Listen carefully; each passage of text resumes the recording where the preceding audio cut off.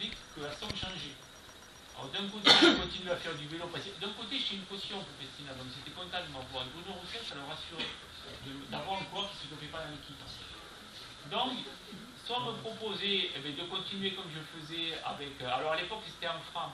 Alors, je vais vous le convertir, mais de tête, bon, en France, c'était 30 000 francs. Soit je continuais avec 30 000 francs, c'est-à-dire 4 500 euros par mois, soit je signais pour 300 000 francs, 45 000 euros. Et avec la différence que si je signais pour 45 000 euros, je m'engageais, bien évidemment, mais ça se faisait commencer dans le sport. Hein. Il y a des engagements moraux, à prendre de l'EPO dans le monde de croissance, c'est-à-dire il y avait un système construit, il y avait un protocole qui était créé dans l'équipe Festina par celui de Saint-Belge, justement, pour préparer le tour, etc. Parce qu'on nous disait, oui, tu vas faire 3 sur le route du tour, etc. Sachant que, comme je dis, je pense que vous êtes bien placé pour le savoir, moi ce que j'ai toujours dit, c'est que j'ai la chance qu'on m'ait donné des aptitudes physiques pour faire du vélo ou peut-être un autre sport, mais j'ai jamais eu le moral, le psychologique de sportif de haut niveau. Quand je dis ça, c'est parce que au bout de 5 jours de course, ça me fait chier. Je me disais, mais qu'est-ce que tu fais là? Par exemple, je me faisais plus mal pour un collègue que pour moi. Défendre un maillot qui était sur moi, ça me frisait pas en fait. Par contre, défendre le maillot de l'autre, ça me plaisait. Parce que là, j'allais au bout de moi-même en fait. C'est bizarre, hein, mais tout se fait. Et donc, voilà. Et donc, du coup, bon, bien sûr, comme vous le savez, j'ai fait le choix des 4 500 euros et de ne pas me doper. Et après, bien sûr, l'affaire Festina a éclaté, où là, tout a été mis à jour. Alors, c'est vrai qu'aujourd'hui, on dit, alors l'affaire Festina, pour faire court, vous savez ce que c'est ou pas trop? En fait, c'est qu'avant le Tour de France 98, un soigneur, un masseur, la personne qui masse, qui soigne, c'est toujours un peu compliqué parce qu'à l'époque, les masseurs faisaient les piqûres, s'est fait arrêter sur la frontière franco-belge avec 350 doses de médicaments et il allait les amener sur le Tour de France pour l'équipe Festina. Donc c'est pour ça qu'a été soulevé tout le dopage organisé au sein de l'équipe Festina. Et quand cette affaire a éclaté, justement, et depuis, on me dit, oui, bravo pour le courage que tu as eu, mais honnêtement, comme je dis à tout le monde, en fait, je n'ai jamais rien dénoncé. Et là, chaque fois, je remets les choses au clair. C'est que dans cette affaire, en fait, l'affaire a éclaté, la police est arrivée sur le tour. Moi, je n'étais pas sur le tour, parce que même, vous savez où j'étais? C'est pire encore. Enfin, c'est pire. Moi, bien sûr, j'avais pas le niveau pour être sur le Tour de France. J'étais en stage dans les Alpes, à Brive-de-les-Bains, en train de tester les stages en chambre d'époxy. Vous voyez, donc déjà, c'est dire que peut-être je commençais à dévier moi aussi de mon côté. Parce que maintenant, moi qui vous parle aujourd'hui de prévention, je vous dis oui, je considère quand même que l'hypoxie, ça reste une conduite dopante. Pourtant, là, ça voulait dire que je commençais à glisser vers tout ça. Je me disais, parce que je voyais que depuis 2 ans, j'étais face à l'EPO, je dominais tout le monde durant l'hiver, et passé le mois d'avril, j'étais un peu de peloton. Je me disais, je trouve une solution moins mauvaise que l'EPO. Et donc, j'étais allé tester ça. Bon, je fais 18 jours là-bas, bon, pas convaincu, hein, je ne vous le cache pas. Mon époux était avec moi, enfin bon, on s'était pas convaincu. Mais bon, bref, je l'ai fait quand même. Et là, je vois l'affaire Festina de loin, donc les corps obligés d'abandonner le tour, de quitter le tour. Et là, ils commencent bien sûr à être interrogés par la brigade des stupes, qui est des orfèvres. D'ailleurs, j'ai été convoqué aussi. Et ils ont commencé à les interroger. Et là, les coureurs de l'équipe ont dit clairement, attendez, dans les cyclisme, tout le monde le fait. La preuve est chez nous. Il y en a qu'un qui ne le fait pas, c'est Christophe Basson. Et 2 autres, mais bon, ils étaient au Portugal et tout, donc c'était un peu différent. Donc, première des choses, je n'ai jamais rien dénoncé en fait. C'est aberrant ce que je dis, mais ce sont les autres qui m'ont dénoncé. Ils m'ont dénoncé parce que je ne me dopais pas en fait. Donc c'est un peu aberrant. Mais c'est dire qu'on était dans un système où on ne savait plus où était la déviance et où était la norme. C'est-à-dire que dans ce système-là, la norme était le dopage. Et la déviance était celui qui ne voulait pas se doper. Donc c'était moi qui étais en déviance à cette époque dans ce système. Et donc c'est comme ça que c'est parti, bien sûr, qu'on m'a donné l'image, les médias sont venus vers moi. Et ensuite, donc là, tout s'est enchaîné un peu dans tous les sens. Et j'ai fait le Tour de France 99, où là, j'ai été confronté, bien sûr, à Alain Santron, où je disais ouvertement qu'on ne pouvait pas gagner le Tour sans se doper, qu'on ne pouvait pas gagner d'étape en Tour sans se doper, où là, je me suis mis à dos un peu tout le monde dans ce milieu, et notamment sur ce Tour, j'ai provoqué, c'est vrai, je ne pense pas, là, j'étais un peu, enfin, pas méchant, mais provocateur, on dira, donc je les ai un peu tous énervés, et voilà, je me suis mis à dos et que j'ai quitté le tour, donc au bout du 16e jour, par contre après j'ai eu une période difficile, j'ai fait 6 mois de dépression nerveuse en fait, hein, parce que quand vous êtes sur le Tour de France, personne ne vous parle, même pas vos équipiers, même pas avec tout le monde, voilà, donc voilà.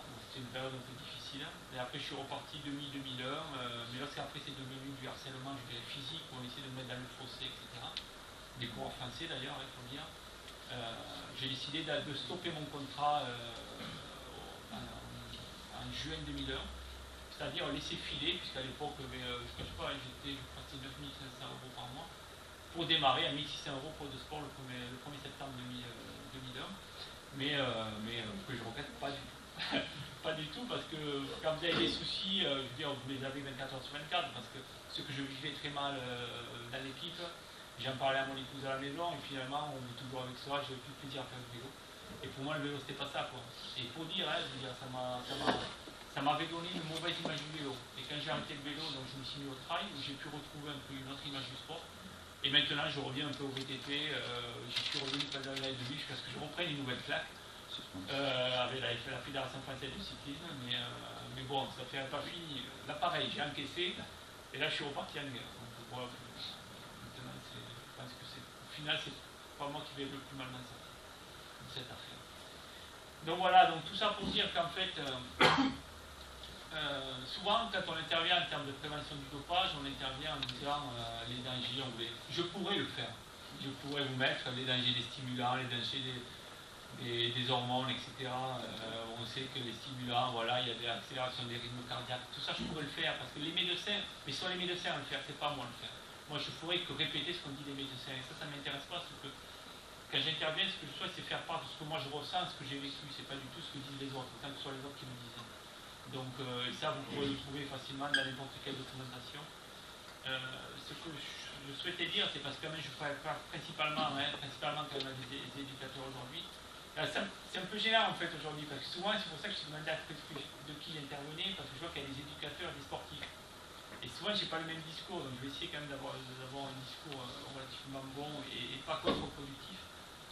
Mais comme je dis, par contre, comme on le sait tous, le sport c'est avant tout entre guillemets une école de la vie. C'est une école où ça nous permet d'avoir une certaine personnalité, une certaine estime de soi. Et moi je ne vous cache pas que dans ce milieu, j'ai beaucoup de personnes arrivées de pays de l'Est, des jeunes, avec des bonnes idées, et qui étaient quelqu'un. Mais quand vous êtes dans ce milieu, ensuite, vous êtes totalement... vous ne faites plus rien en fait à part du vélo. On vous porte vos valises, vous avez besoin à table, il faut que vous demandiez au soigneur qu'il aille vous chercher du pain. C'est totalement hyper assisté. Et on se retrouve que finalement, à la sortie de leur carrière, les personnes ne savaient rien faire. C'est pas du hasard si on les voit se reconvertir toujours dans le milieu cycliste. Et donc du coup, on est loin des enjeux que peut apporter le sport.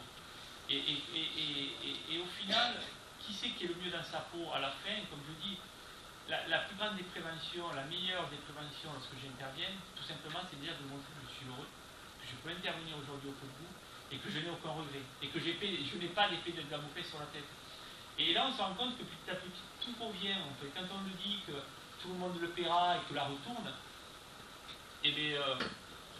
mais voilà, c'est qu'encore aujourd'hui, il y a des affaires de dopage, et puis on m'appelle à moi, mais je suis ici à Vallon-Pont-d'Arc, j'habite à Bordeaux, donc on me fait venir ici à Vallon, c'est un plaisir d'intervenir, je suis fier de tout ce que j'ai pu faire, je pense avoir, même si je pense quand même être modeste, j'ai quand même une estime de soi, je pense, très importante, je ne le cache pas, et je dis que c'est peut-être ce qui m'a permis de m'en sortir.